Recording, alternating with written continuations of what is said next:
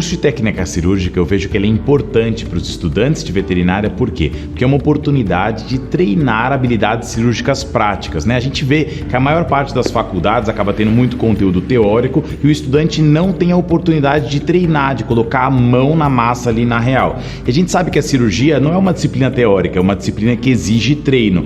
E é isso que eu sinto que os estudantes vêm fazer aqui com a gente: treinar, treinar e treinar. O veterinário que já é formado vem para o curso de técnica cirúrgica para conseguir lapidar informações que ele já tenha, pegar novas informações de forma rápida, detalhada e conseguir treinar de forma prática tudo aquilo que ele ou não faz por insegurança ou que ele quer aprender a fazer para começar a trabalhar de uma forma nova dentro da sua rotina. Como pessoas da minha cidade passaram, que o curso foi sensacional, maio de 2022, falaram, eu já comecei a correr atrás, mandei mensagem pro pessoal, incomodei muito o pessoal da secretaria, fiz a matrícula, carreguei 5 amigos meus comigo pra cá e essa parte é muito emocionante porque foi difícil estar aqui. Desculpa, mas é bobeira para alguns, mas é realmente a realização de um sonho para mim. Eu tô nesse sonho desde maio, como dito, e quando chegou janeiro que eu falei, chegou, é agora. E falei, eu consegui, porque às vezes questão financeira, né, da gente estar em outro lugar, eu sou do Rio, então vir para São Paulo em outro lugar, mas deu tudo certo, então o sonho se realizou, concretizou, eu formei na técnica intensivo de técnica cirúrgica, tá aqui e se eu fosse vocês, eu vinha também, porque vale muito a pena e eu tô falando de todo o coração, tá, gente? Eu tô me sentindo muito mais segura para poder fazer agora as técnicas que eu aprendi aqui. Formei!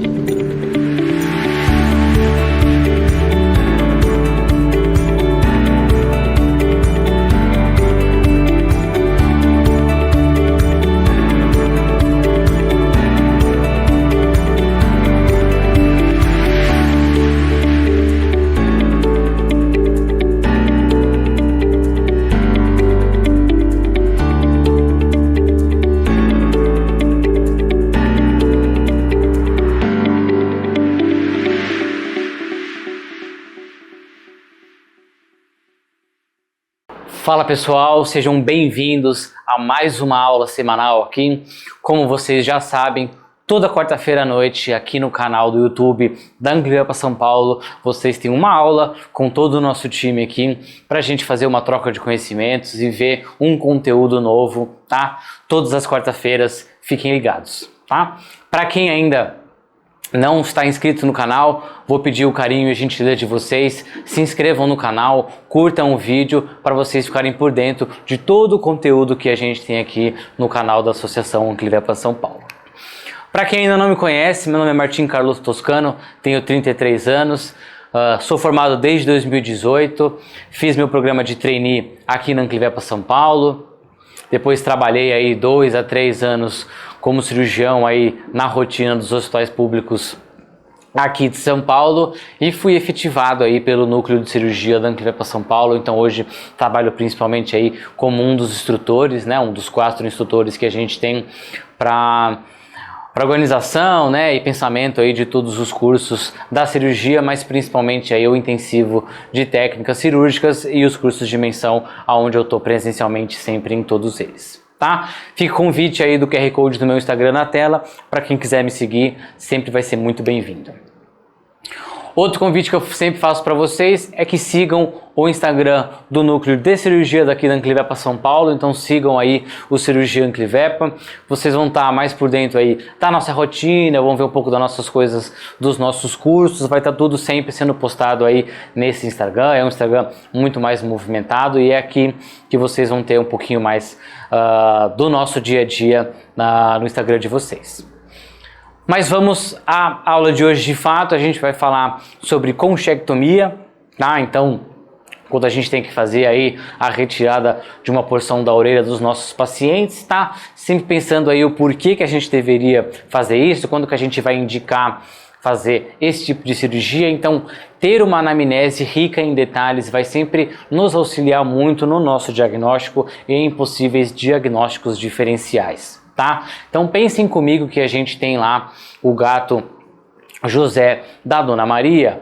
O Zé, ele é um gato branco, né, um gato de pelagem branca, que ele gosta bastante de tomar sol ali de manhã e de tarde, né? A Dona Maria solta ele vai lá até a varanda, ele vai até a laje, ou ele vai dar uma volta no bairro lá.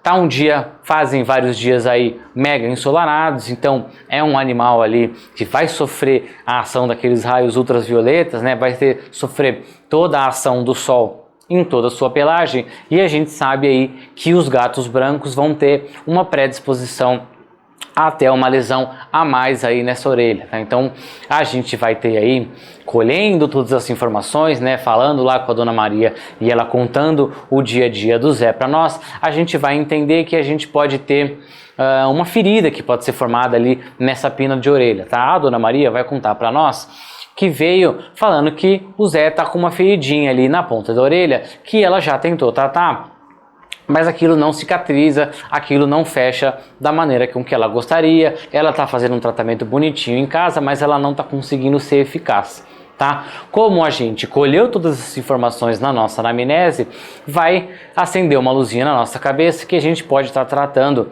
não de uma ferida, mas sim aí de uma neoplasia, né? Principalmente nesses casos aí, a gente vai estar muito relacionado aos carcinomas ali de células escamosas, tá?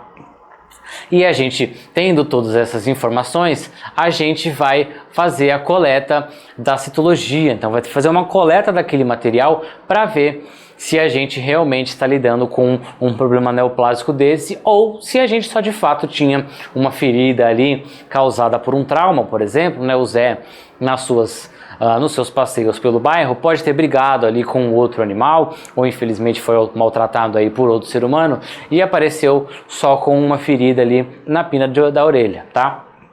Esses casos a gente pode tentar, né, o tratamento de uma ferida, mas vendo que aquilo não está cicatrizando, né, ou que pode estar ampliando, né, pode estar aquele carcinoma pode estar comendo mais porções da orelha, pode estar avançando ali em direção a mais parte da orelha, a gente tem que sempre acender uma luzinha na nossa cabeça que a gente pode estar tratando então de um carcinoma de células escamosas, e o que vai nos auxiliar nesse diagnóstico vai ser aí através de uma histologia, né? Então a coleta de um pouco daquele material vai nos dizer que tipo de célula que está crescendo ali, tá?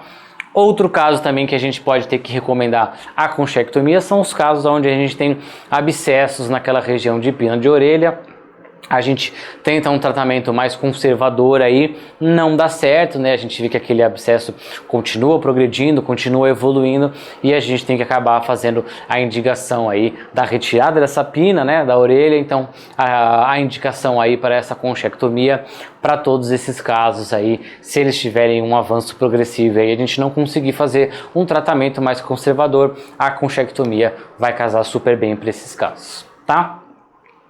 Como que a gente vai realizar esse procedimento, então? Então vamos relembrar aí da anatomia, tá? Que a gente estava falando, a pina da orelha vai ser bem esse pontinho aqui, e a gente tem a porção do pavilhão aqui, né? A porção mais média e mais da base da orelha, tá? A gente pode realizar a conchectomia em duas porções principais, tá? Que é o que eu quero dizer aí com essas duas linhas vermelhas que eu coloquei no desenho para vocês, para ficar mais claro para todos nós aonde que a gente vai fazer a nossa incisão, tá? Se a gente tiver um caso lá, seja ele de carcinoma, seja ele de um trauma, ou seja ele de um abscesso mais exclusivo para a pina dessa orelha, mais para essa ponta, então a gente vai fazer a conchectomia com uma incisão mais no meio dessa orelha, tá?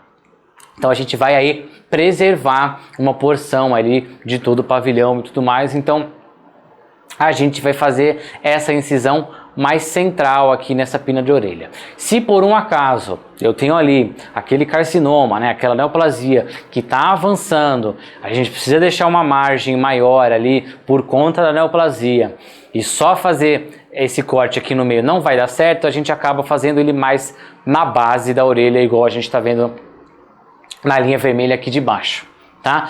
E aí a gente tem uma pequena diferenciação entre uma técnica que seria a incisão mais média ali e pela técnica fazendo a incisão mais na base, tá? Quando a gente estiver fazendo o fechamento da conchectomia, que teve uma incisão mais na base, a gente vai lembrar da anatomia que a gente tem entre as peles da orelha ali, internamente eu vou ter duas cartilagens, tá? Que vão estar colabadas ali. E a pele vai estar em volta disso tudo. Como que a gente vai realizar esse fechamento então? Eu preciso pegar a pele e cobrir aquelas duas cartilagens que estavam no meio, tá? Então, ó, tenho as cartilagens aqui, vou ter a pele em volta disso, a gente vai pegar aquela pele e vai cobrir aquela cartilagem para fazer o fechamento da minha conchectomia, tá? A gente vai fazer então uma rafia de pele contínua ali, né? Um simples contínuo, pegando apenas as porções de pele para elas se tocarem por cima das cartilagens. Então, o que é importante a gente saber quando a gente estiver realizando o fechamento de uma conchectomia? A gente vai sempre pegar a nossa agulha e passar apenas na porção de pele, sem passar naquelas cartilagens que vão estar entre as duas porções de pele ali, tá? Então passo com a agulha, retiro ela inteira, sem passar na cartilagem, e aí vou do outro lado pegar a outra porção de pele, tá? A gente não passa com aquela agulha atravessando a orelha toda, porque daí a gente vai estar acabando pegando as cartilagens e não é o que a gente quer, a gente vai só pegar os bordos de pele para realizar o fechamento. Tá? E aí a gente faz uma sutura contínua em cima disso tudo para realizar a nossa dermorrafia e acabar o nosso procedimento, tá? Lembrando, a gente vai ter a passagem das artérias aqui da orelha, tá? Então a gente vai ter duas que são mais nos bordos aqui, né? Então na porção mais periférica da orelha, passando mais nos bordos aqui, e a gente tem também uma mais centralizada aqui, que os anestesistas gostam de pegar a artéria aí, essa artéria mais centralizada da orelha. Então a gente tem que saber que a gente tem essa vascularização importante, que aquilo pode gerar um pouquinho de sangramento, tá? Existe a necessidade da gente fazer ligaduras exclusivas para esses vasos? Não tem essa necessidade, tá? Apesar de ser uma artéria, ter uma pressão maior ali, um fluxo sanguíneo mais ativo, quando a gente fizer a nossa dermorrafia de pele, a gente já vai, em conjunto da nossa dermorrafia, a gente já vai fazer a ligadura desses vasos. Então não tem necessidade da gente fazer ligaduras exclusivas para cada vaso. Quando a gente estiver fechando a nossa pele, já vamos ligar esses vasos em conjunto, então tudo vai acabar sendo através da nossa dermorrafia, tá? Mas a gente tem que saber que tem esses vasos ali e a gente tem que realizar tomar cuidado, né, para não ter um excesso de sangue perdido na nossa cirurgia, e lembrar que a gente vai fechar eles aí através da nossa dermorrafia, tá? Quando a gente estiver fazendo a nossa conchectomia com uma incisão mais na base, aqui a gente vai ter a formação de uma ferida ali maior, né, na cabeça do nosso paciente. Dependendo do tamanho que a gente fizer essa incisão mais na base, a gente talvez tenha que avançar um pouco da pele ali para realizar o fechamento final, tá? Nesse caso, aí a gente pode fazer pontos de aproximação do subcutâneo, né? Para a gente diminuir ali o espaço morto. A gente vai fazer também o fechamento ali de uma sutura contínua no subcutâneo e posteriormente o fechamento da pele, tá? Lembrando que é uma dúvida que os nossos alunos sempre perguntam para nós, existe a necessidade da gente fazer uma ablação de conduto auditivo quando estiver fazendo uma conchectomia aqui mais na base? Não, pessoal, tá? Não tem necessidade.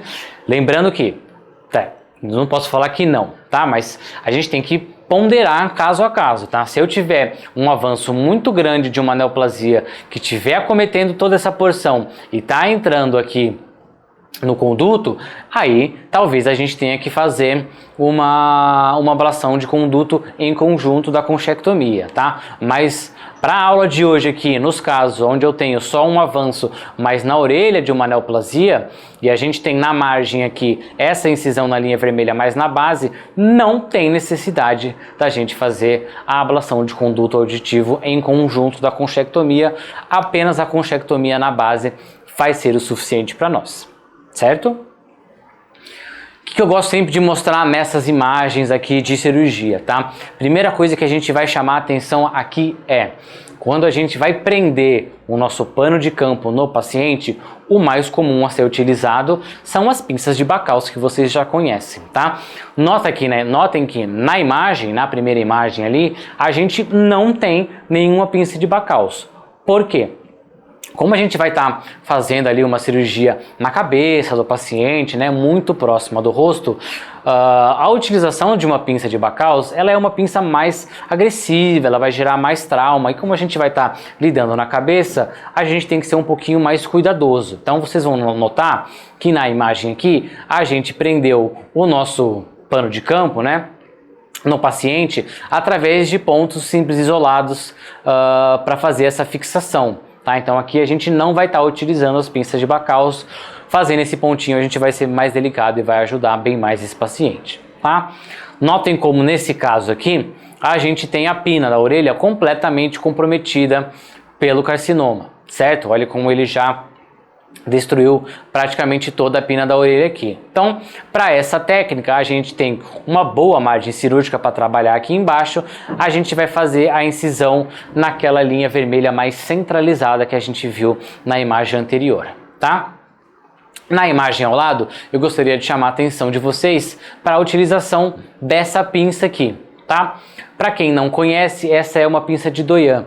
Tá, uma pinça atraumática que a gente utiliza mais aí pro intestino, mas a gente pode acabar utilizando ela para fazer as cirurgias de conchectomia também, tá? Por ser uma pinça atraumática, a gente coloca ela mais na base ali e faz a nossa incisão para fazer a retirada, né, para realizar a conchectomia logo acima dela. Ela vai ajudar a gente a colabar ali aquelas artérias momentaneamente, tá? E aí a gente vai ter uma cirurgia que vai sangrar bem menos do que se a gente fizesse só com a incisão de lâmina fria ali. Então essa pinça vai nos ajudar ali a ter uma perda menor de sangue, além de a gente conseguir manusear, né, manter aquela orelha ali num melhor posicionamento para a gente conseguir realizar a nossa técnica cirúrgica, tá? E aqui, como a gente havia conversado na parte da técnica, a gente vai ter esse aspecto final quando a gente estiver fazendo a conchectomia, mas naquela incisão mais média, tá? A gente tá vendo como a pele dos dois lados estão se tocando, tá? E a gente não passou com a agulha atravessando toda a orelha do paciente, então sem pegar na cartilagem, a gente só pegou as peles dos dois lados, fez o fechamento e aí a gente vai ter esse aspecto final aqui, tá? Como nesse paciente foi realizada a conchectomia bilateral, então ficou com esse aspecto aqui no nosso pós-operatório imediato, tá? Notem também, como a gente conversou lá quando a gente contou aquela historinha do José e da Dona Maria, a gente tem uma incidência maior aí nos animais de pelagem mais clara, né? Nos animais ali, principalmente de uma pelagem branca. Então, como vocês veem na imagem, tá? Isso realmente acontece, é uma casuística maior que a gente tem, certo? E outra técnica que a gente havia conversado relacionada ainda à conchectomia é quando a gente faz a nossa incisão mais na base daquela orelha, lembram?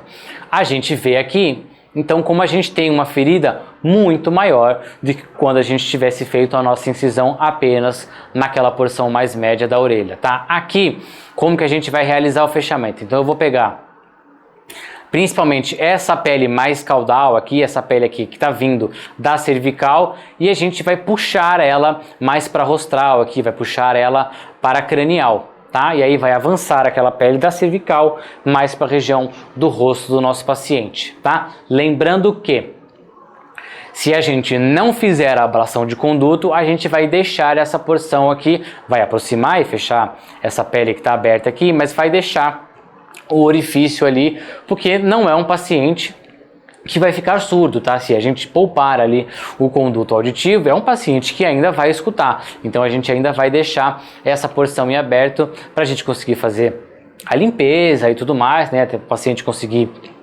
escutar de uma maneira muito melhor. Então a gente vai deixar aqui o orifício para ele conseguir escutar e vai avançar essa pele aqui mais da cervical para um sentido mais rostral aqui e realizar o fechamento, tá?